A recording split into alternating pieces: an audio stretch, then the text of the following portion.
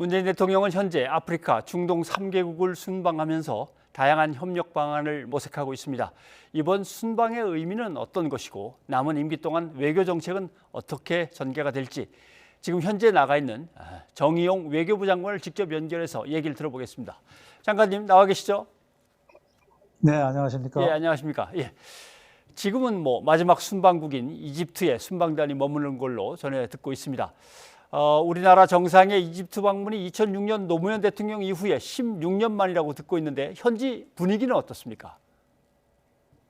네, 사실 공식 방문으로 와 계십니다만 현지에서는 국빈급 예우를 받고 계십니다. 어제 예. 현지 RCC 대통령과는 공식 환영식, 또 회담, 공식 오찬 등 총 3시간 반을 함께 시간을 보내시면서 여러 가지 대화를 많이 나누셨습니다. 또 많은 성과도 있었습니다. K9 자주포 관련해서는 아직 세부적인 계약 조건에 관해서 협의가 끝나지를 않아서 끝까지 조율을 하고 있습니다만 좋은 성과가 있기를 기대합니다. 또 네. 우리나라는 금년에 이집트를 ODA 중점 협력 대상국으로 지정을 했고 10억 불 규모의 EDCF를 신규 설정을 했는데 이 자금은 앞으로 우리 기업들의 이집트 진출에 활용될 예정입니다.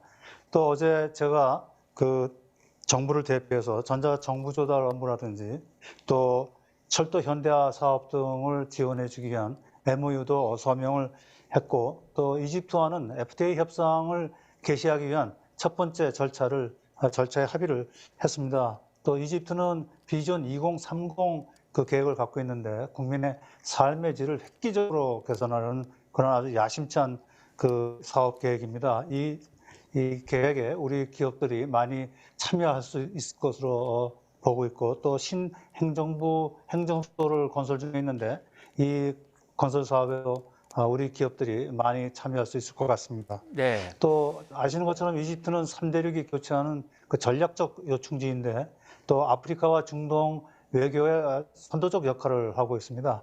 이러한 이집트가 우리 한반도 평화 프로세스에 대한 전폭적인 지원 의사를 밝힌 것도 큰 성과 중에 하나라고 봅니다. 알겠습니다.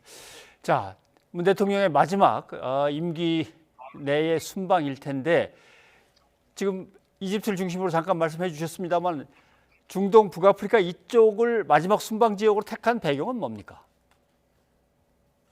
이번 순방국 3개국이 우리에게는 대중동 외교에 있어서는 모두 매우 중요한 협력 파트너들입니다.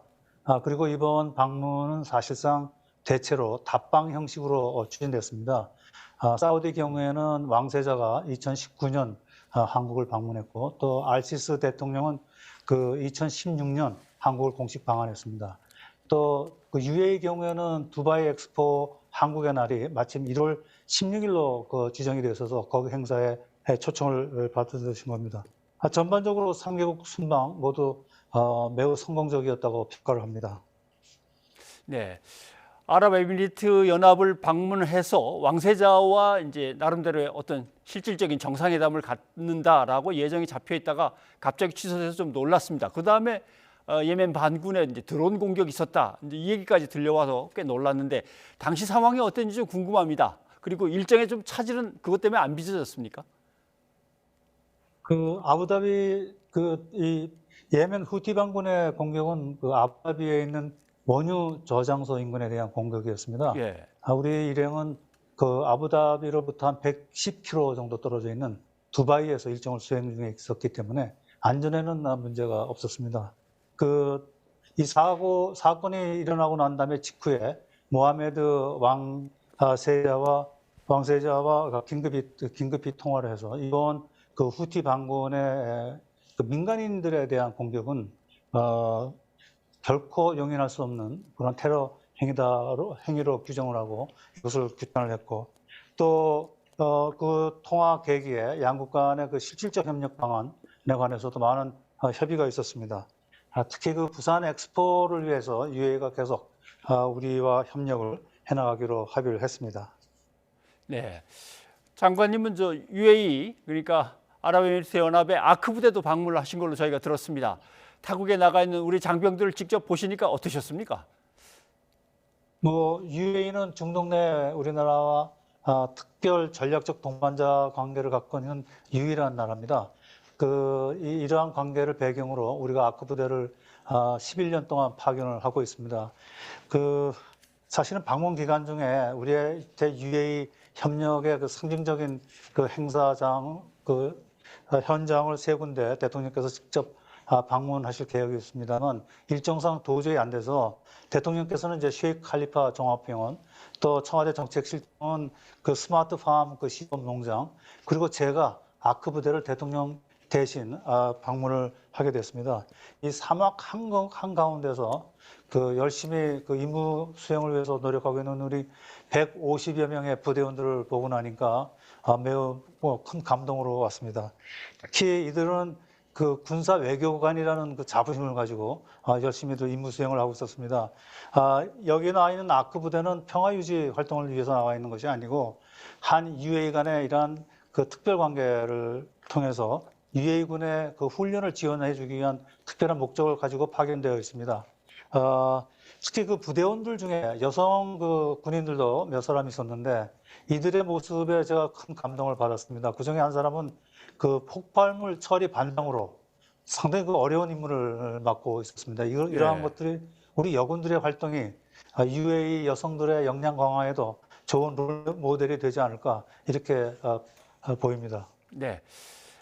사우디아라비아를 방문했을 때 모하메드 빈 살만 왕세자가 직접 공항에 나왔더라고요. 젊은 실권자이고 국방무기에도 관심이 많고 그다음에 신규 에너지 문제에도 관심이 많다고 잘 알려진 유명한 인물입니다만 사실상 실권자인데 이 정도면 상당히 이례적인 건가요? 네, 매우 이례적입니다. 모하메드 빈 살만 왕세자는 사실상 사우디의 실권자고 이러한 분이 공항에 직접 투병했을 뿐만 아니라 공식 회담, 공식 오찬, 그리고 그날 저녁에는 또 비공식 친교 만찬까지 별도로 개최를 했는데 사실 사우디 방문은 실무 방문 형식이었습니다. 그러나 사실상 국빈급 예우를 받았고요.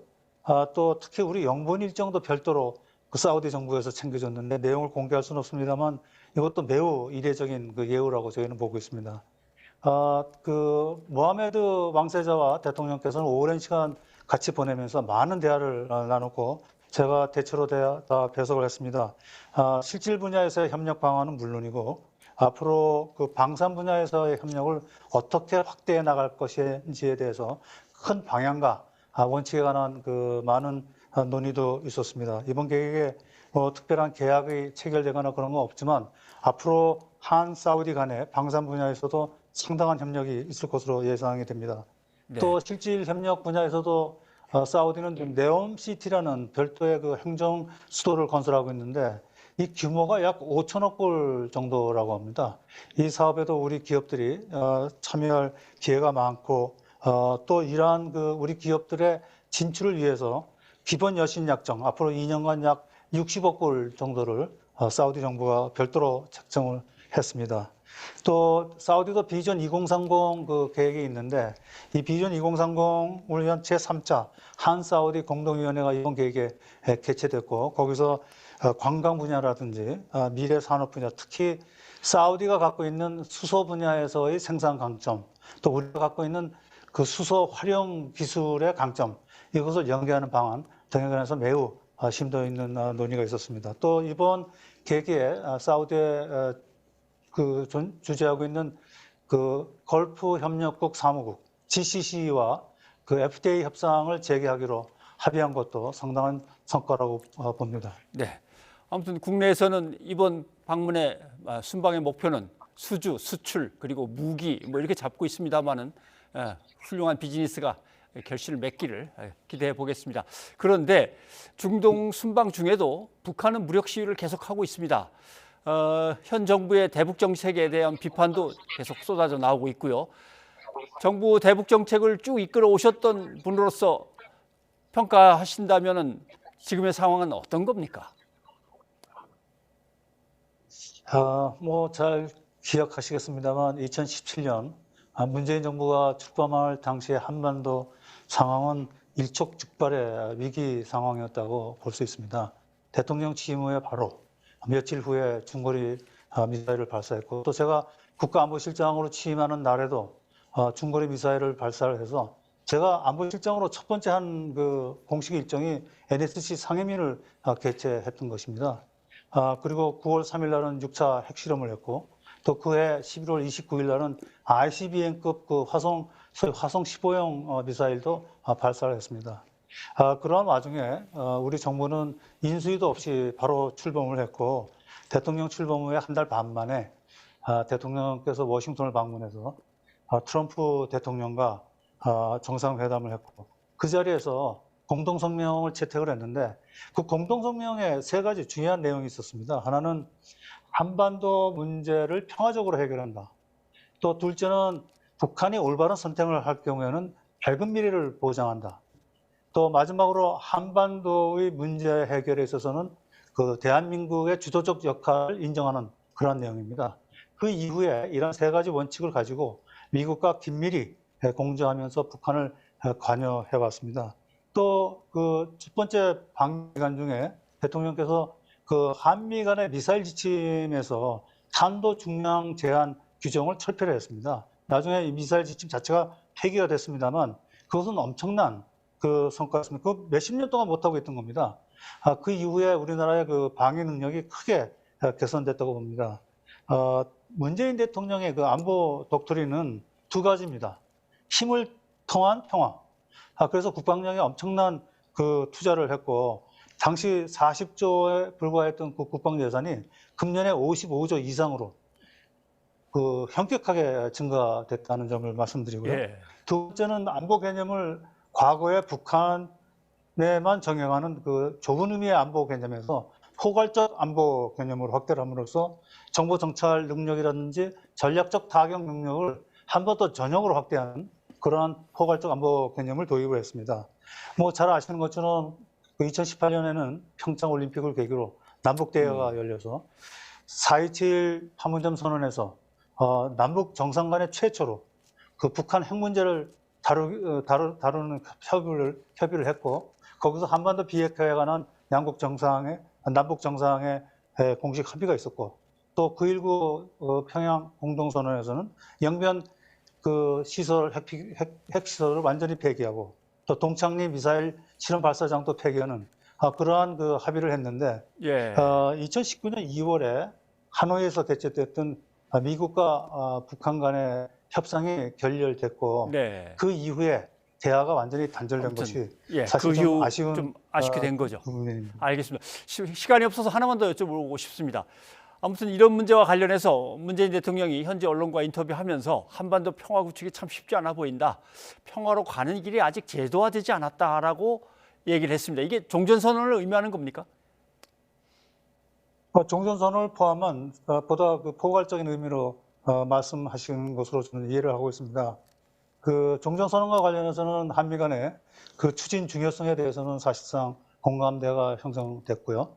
또 이미 밝혔습니다만 문안에 관해서도 사실상 합의를 봤습니다. 이것을 앞으로 어떻게 북한과 협의해 나가느냐에 관해서는 한미 간에 계속 긴밀히 협의를 하고 있습니다.